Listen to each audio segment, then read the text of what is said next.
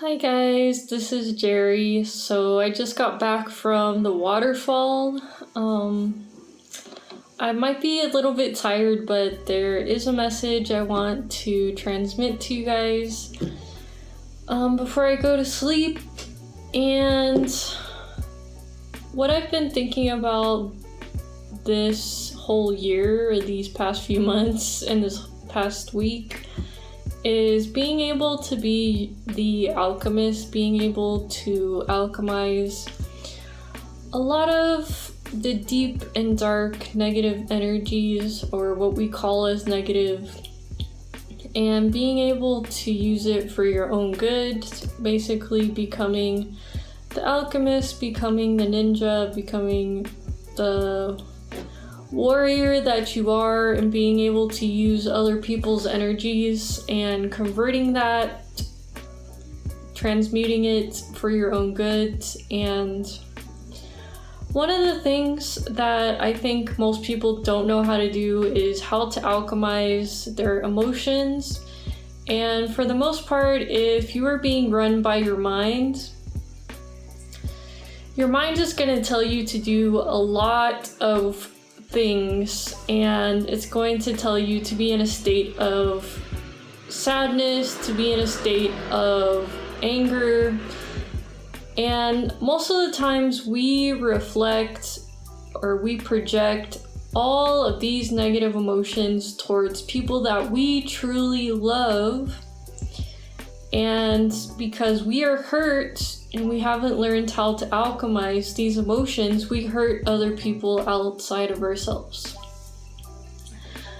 And one thing I was talking about with my boyfriend is women know how to transmute energy a lot better than men, because when both are in a very high intense situation, men oftentimes will just immediately become angry, and that is when all of your higher functions go down. Your liver is at stake, and your prefrontal cortex is not going to work whatsoever. And women are already transmuting the energy, and they will most likely cry when they're frustrated, cry whenever something happens. And a lot of people look down upon that, but if you look at it, they're already transmuting that energy into something that will be of benefit for them, and they will be able to think through the situation. If you guys know anything about the Hermetic laws, you know that there are about six ways in which you can become sick. And a lot of people don't realize that the energy that you hold within yourself, if it's stagnant or if it's not serving you, it is going to start to affect your organs, whichever organ that emotion or that memory or whichever part of the body it wants to be attached to, it will slowly start to attack it. But on another realm, before it attacks the physical body, it always attacks the astral body first. And I also think there are 6 or 7 bodies that we all contain within a person. I'll put it up on the screen because I can't remember exactly, but first, it is a parasite that seeps into your being first on an energetic or astral level. And that is why modern medicine doesn't work, because most of the time people are going to have the same thought patterns. They're going to have a lower vibration, which allows these parasites to attack the astral body, and this will cause different sicknesses to you. If you take a few minutes every day and you're trying to recognize why you feel bad, or why you have to overreact, why you have to react towards people, especially innocent people that you might love. And this situation might be just like you just snap. You just are always snapping at people, always angry for no reason, or you're angry over little meaningless things, then you know that you have some work to do in alchemizing the mind in order to become the master over your own mind instead of the other way around. And this alchemy means that a lot of shadow work needs to be taken place, because most likely there are parasites around you, or your energy, your auric field is wide open. There's so many holes in it because you've just allowed a lot of negative thoughts to come in. A lot of people as well can also affect these energies, where they come in and they affect you, and you allowed them to be there.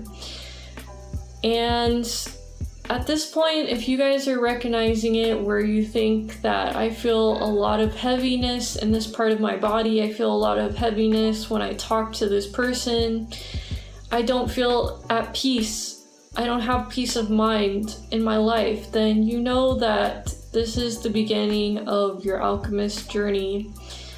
And a lot of people, I know a lot of people don't want to hear this, but not being able to be silent, not being able to be with yourself, you're always having to do something, is an indication that you are a slave to your mind, is also that you have a very unclean mind, which cannot be all your fault, because there's a lot of programming, there's a lot of distractions going on at this time, especially right now, as we enter a new era, and people, the forces that want to create chaos before they leave.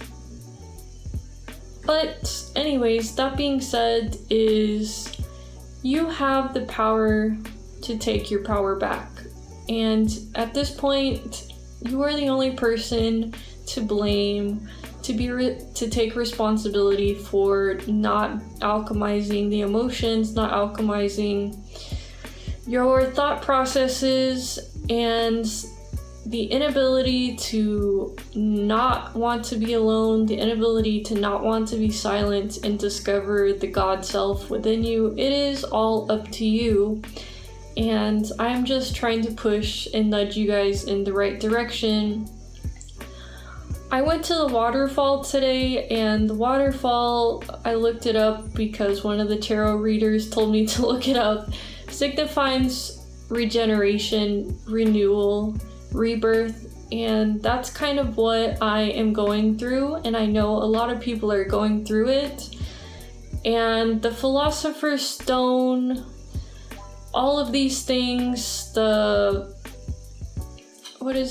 Philosopher's Stone, and all of these routes to immortality all starts with your inner journey. It's never going to be outside of yourself, and you probably need to start new habits that are unlike yourself. Start saying things to yourself that you never thought of before, and doing things just for you. Researching about the Hermetic laws, principles, things that can save you, and just know that you are your own savior, and there is no one else that can take this road for you, no matter what it is. And just being out in nature will also help and guide the process for you. Alright guys, I think that's it. I don't want it to be... This part of the video will be about the 7 causes of diseases and 7 ways to prevent them according to Hermetic philosophers. After reflecting upon these, it should give you insight on how to treat your physical and substantial body, allowing you to take steps towards full health and vitality in your spiritual and physical aspects. First things first, Hermeticists and physicians all would agree that the invisible, or the astrum of, is a part of us, is the most fundamental to treating any disease or unease. The material body is just an emanation or objectification of his/her invisible spiritual principles. This is why modern medicine can do little to nothing for many suffering from diseases or ailments. All things are of substance because of this thing called archeus, or the vital force, also known as astral light or spiritual air of the ancients. We are made up of light. Although very faint in the 3D realm compared to our light bodies, the light which we are made up of is called a creative agent, which gives life to all things. It radiates, absorbs, and allows for movement and life in all things on earth. As I stated, you have one substantial body, which is invisible and transcendent, and you have one visible body. According to Paracelsus, with a morbid mental attitude, one would poison his or her own etheric nature, which all in all will cause your vital life force to lower, and over time, you could see it in the form of common diseases today like cancer to depression and so forth. Most physicians are unaware that the important cause of the disease is disharmony with your substantial body or etheric body. Physicians like Paracelsus can reharmonize the vital energies by supplying it with elements that are needed, such as plants, which also have vital energy that could supply and overcome the disease conditions of the sufferer's aura. Once removed, the disease in the physical realm also vanishes. 7 causes of disease or dis-ease. There are 7 primary causes of disease according to Hermetic philosophers. Number 1, evil spirits. From debased actions, these energies can attach on to your vital energies like a parasite. Number 2, derangement of the spiritual nature and the material nature. When there is no harmony in your inner and outer world, it will no doubt begin to cause mental and physical subnormality. Number 3, unhealthy or abnormal mental attitude. This, of course, will cause a victim mindset that breeds melancholy, morbid emotions, and excess of feeling, which can be passions, lusts, greeds, hates, all of which affect your vital body. This especially will affect ulcers, tumors, cancers, fevers, and tuberculosis. Karma. This can also be thought of as the law of compensation, which means that you will pay for your indiscretions or delinquencies one way or another, even through disease. Number 5, motions and aspects of the heavenly bodies. The stars did not compel the sickness, but rather impelled it. The Hermeticists taught that a strong and wise man ruled his stars, but that a negative, weak person was ruled by them. Misuses of faculty, organ, or function. Once an organ is overused, overstrained, including the nervous system, it will break down the rest of the body with it.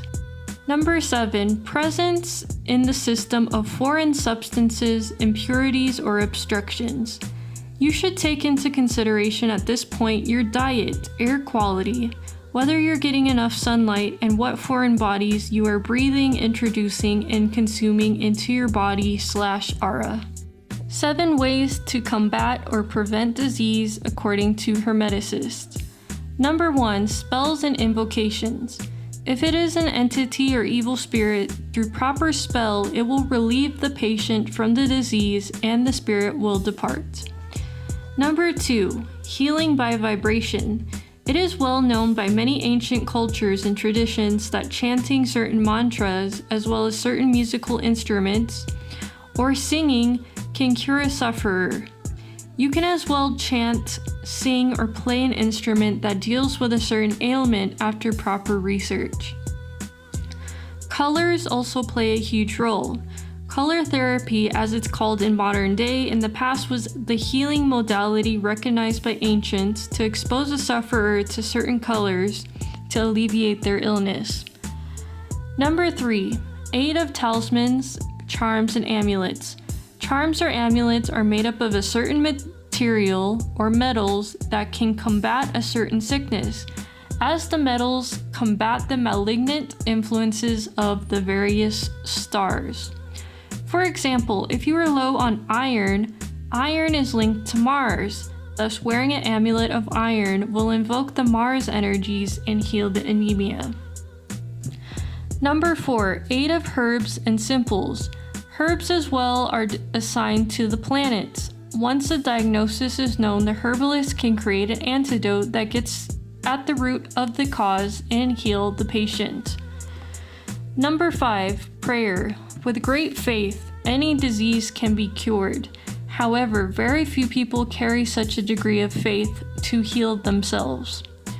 Number 6, prevention rather than cure.